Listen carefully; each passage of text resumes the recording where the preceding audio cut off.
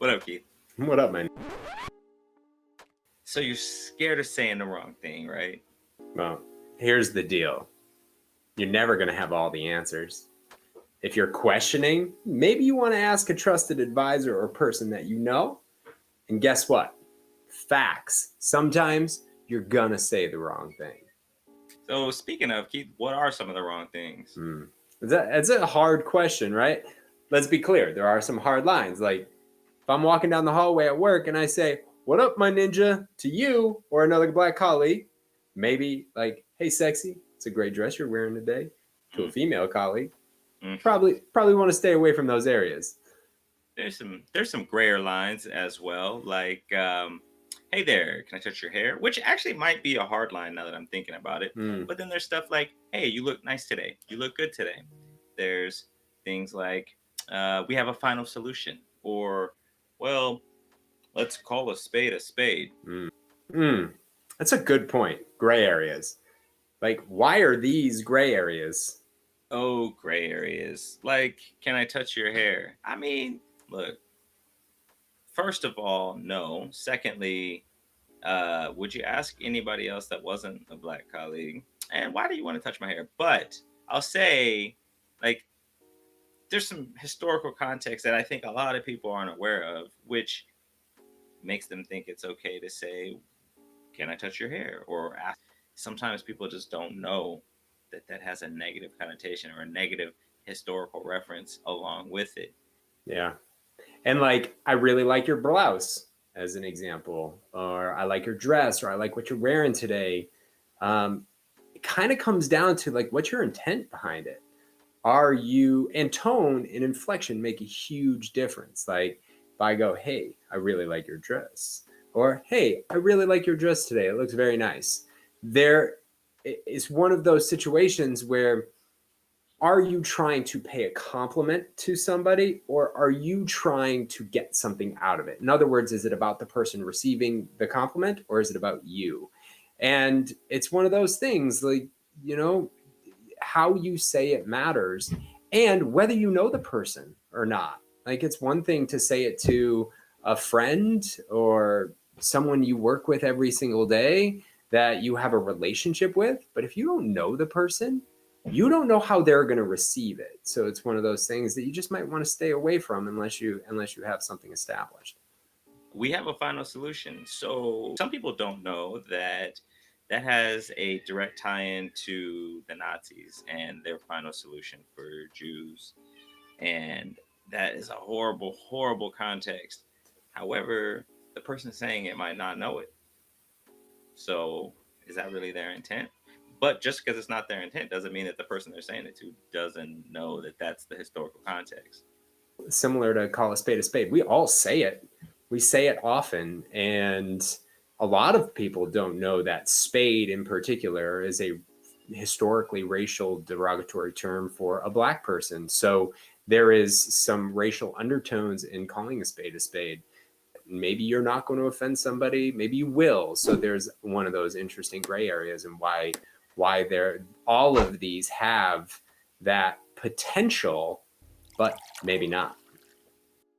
So Rodney, you told me final solution. Like, some may be offended by it, others may not be. Like, then how do I really know what to say? The thing about it is, it's not so much about knowing what to say, because the truth is you're going to get things wrong. You may get this one wrong. The thing about it is, when somebody does tell you, how do you respond? Do you get defensive and angry? Do you fire back at them because you're like, nah, you're wrong? Or do you ask them a question and take a second to learn, to see what they're talking about, to learn that historical context? What do you do? And if you're going into a situation, like say you have something to say and you're not 100% comfortable saying it, you can always preface the conversation or the next statement with exactly that. Hey, I'm not real sure how this is gonna come off, or I'm not trying to be insensitive. As Keith mentioned earlier, you could actually talk to a trusted advisor. If you have somebody you could run it by who's not going to beat you up for getting it wrong. And here's the thing, like when you ask someone or preface it by saying, "Hey, I'm not sure where I'm at on this, but I think it's an important conversation to have," feel free to give me feedback. Feel free to let me know.